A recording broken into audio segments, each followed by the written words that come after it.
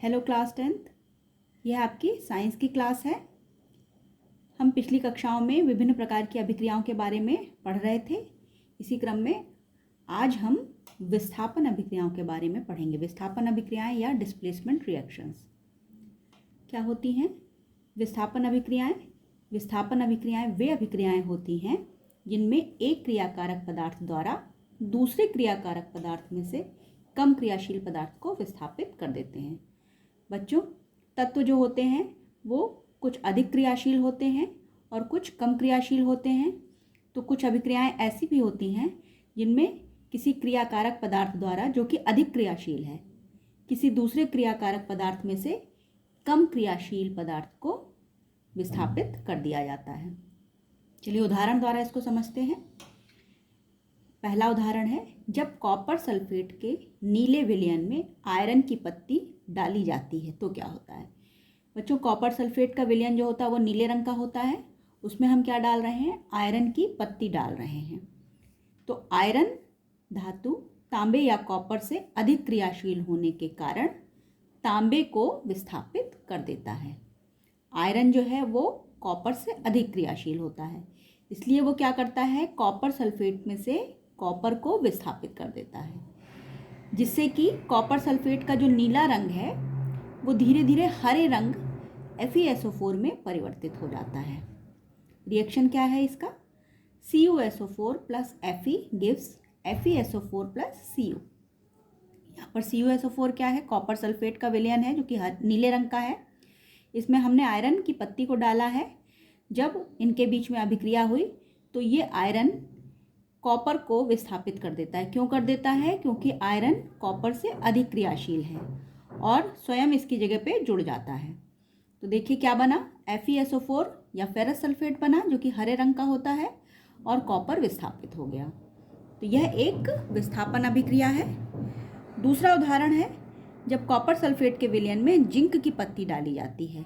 अब यहाँ पर हमने विलयन तो वही लिया है, लेकिन फेरस की जगह पर हमने जिंक ले लिया है।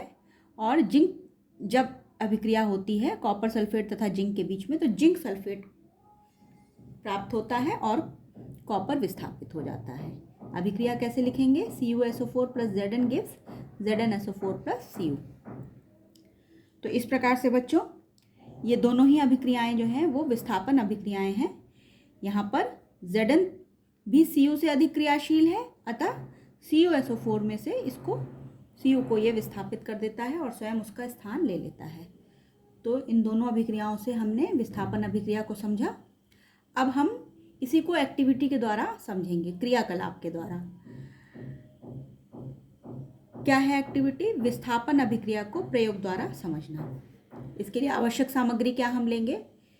लोहे की कीलें, रेगमाल, परख नलियाँ, कॉपर सल्फेट का विलयन, ये आवश्यक सामग्री हैं। इनकी सहायता से हम एक एक्टिविटी करेंगे, क्रियाकलाप करेंगे, जिससे कि हम विस्थापन अभिक्रिया को आसानी से समझ सकेंगे। क्रियाविधि क्या है? लोहे की 3 कील लेंगे और तीनों को रेगमाल से रगड़कर साफ कर लेंगे। 3 कीलें हमने ली हैं लोहे की। परखनलियाँ जो लेंगे उनको A तथा B से चिन्हित कर देंगे। A तथा B से चिन्हित 2 परखनलियाँ लेंगे। प्रत्येक परखनली में 10 ml कॉपर सल्फेट का विलयन लेंगे। दोनों परखनलियों में हम कॉपर सल्फेट का ही विलयन लेंगे और कितना लेंगे? 10 ml लेंगे। ये नीले रंग का होता है जैसा कि मैंने पहले बताया आपको। अब क्या करेंगे कि 2 कीलों को धागे की सहायता से बांधकर चित्रानुसार परखनली B के कॉपर सल्फेट के विलयन में लगभग 20 मिनट के लिए डुबो कर रखेंगे। अब देखिए चित्र, ये एक परखनली स्टैंड है। परखनली हमने ली है, इसमें कॉपर सल्फेट का विलयन भरा हुआ है। ये परखनली B है। अब इसमें हम इसको परखनली को स्टैंड में लगा देंगे। 2 कीलों को लेंगे, धागे की सहायता से इस प्रकार से इन दोनों कीलों को इसमें डुबोते हुए, विलयन में डुबोते हुए लटका देंगे और 20 मिनट के लिए इसको छोड़ देंगे। अब क्या होता है? 20 मिनट बाद दोनों कीलों को हम निकाल लेंगे। परखनली A तथा B के विलयनों के रंगों की तुलना करेंगे। परख नली ए जिसमें कॉपर सल्फेट का विलयन रखा था हमने भर के, और बी जिसमें कि हमने कीलों को डुबोया है। इन दोनों के विलयनों के रंगों की तुलना करेंगे। विलयन से निकाली गई कीलों की तुलना बाहर रखी हुई कील से करेंगे।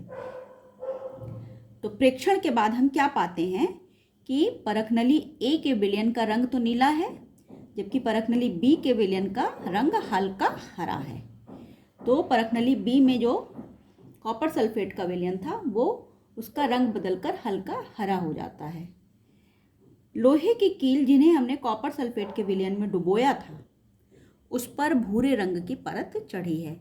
जिन कीलों को हमने विलयन में डुबोया था 20 मिनट तक, उनको जब हम बाहर निकालेंगे और बाहर रखी हुई कील से जब उसकी तुलना करेंगे तो हम ये पाएंगे कि इन दोनों कीलों पर भूरे रंग की परत जम चुकी है।